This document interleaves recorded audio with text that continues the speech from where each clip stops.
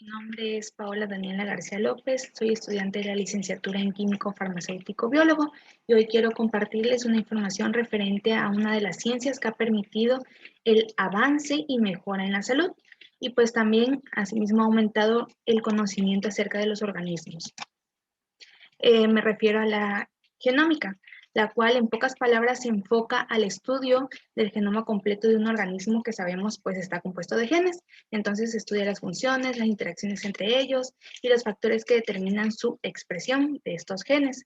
De este último pues se especializa lo que es la epigenómica, la cual dice que existen ciertos factores como los nutricionales, emocionales y medioambientales. Un ejemplo son estos ratones gemelos que a uno se le dio una comida de soya diferente, lo cual hizo que tuviera obesidad y un pelaje diferente, como vemos ahí en la imagen que es amarillo.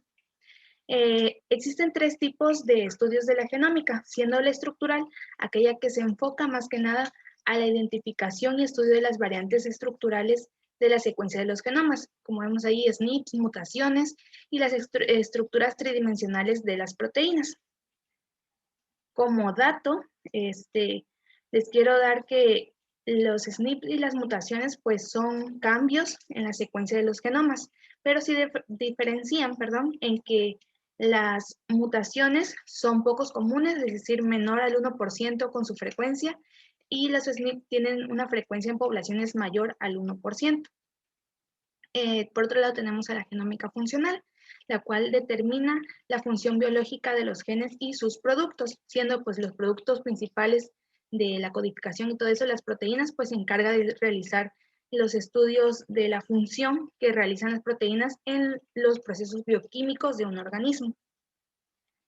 Por otro lado tenemos la genómica comparativa, que se enfoca al estudio comparativo de los genomas estructural y funcionalmente.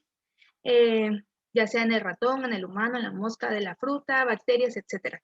Esto para entender la evolución y los estudios en modelos. Y bueno, antes de entrar a materia, tenemos que conocer algunos conceptos esenciales. Empecemos con lo de ARN y ADN.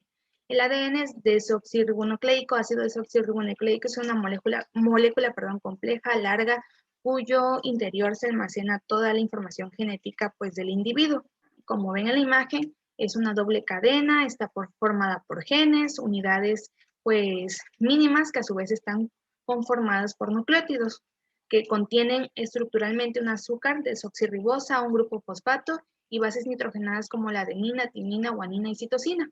Por otro lado tenemos al ácido ribonucleico, ARN, que como vemos es solamente una cadena, tiene en vez de una timina tiene un uracilo, y una ribosa en vez de una desoxirribosa. En pocas palabras, dirige las etapas intermedias de la síntesis de proteínas. Y esto lo hace mediante sus tres variedades. El ARN mensajero, como vemos ahí, es una cadena simple que porta la información genética desde el núcleo hasta el citoplasma. También tenemos el ARN transferencia que une los aminoácidos en el ribosoma y el ARN ribosómico, que es una estructura terciaria que conforma el ribosoma. Y bueno, ya visto estos conceptos, tenemos el dogma central de la biología molecular, el cual es un proceso definido por Francis Crick en el 58, que dice que es una ruta unidireccional que empieza de la replicación del ADN, de ARN a ADN y codificación de proteínas.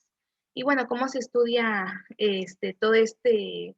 todo lo de los genes? Pues mediante un método es la clonación, en el cual se trata de que un ADN es replicado dentro de un vector, un plásmido, y digamos, se mete en las bacterias y estas se multiplican y el gen se multiplica a sí mismo, formando lo que tenemos aquí, que son las genotecas o las bibliotecas, las cuales pueden ser de tres tipos: las bibliotecas genómicas, cromosómicas y las de ADN complementario. Estas últimas de ADN complementario están hechas a bases del ARN activo en cierto momento.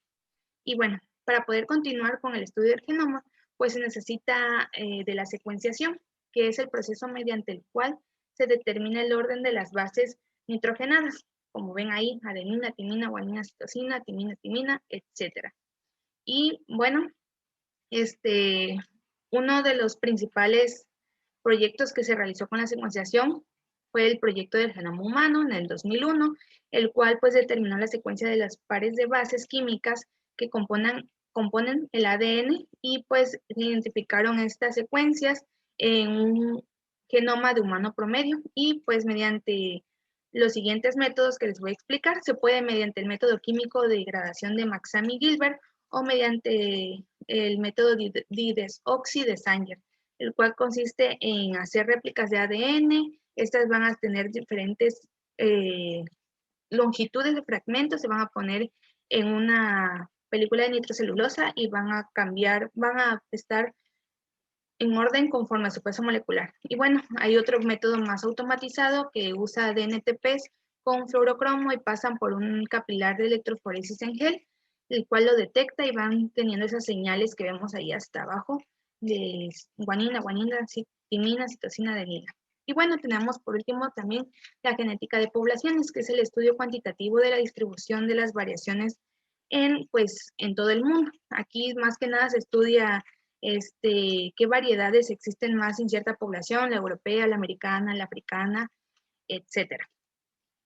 Y bueno, ya una vez explicado todo esto, vemos que en cuanto a aplicaciones de genómica existen muchísimas y nos ayuda a realizar en cuanto a la farmacogenómica, estudios dirigidos de tratamiento, ahorita en la actual pandemia con el coronavirus para saber su secuencia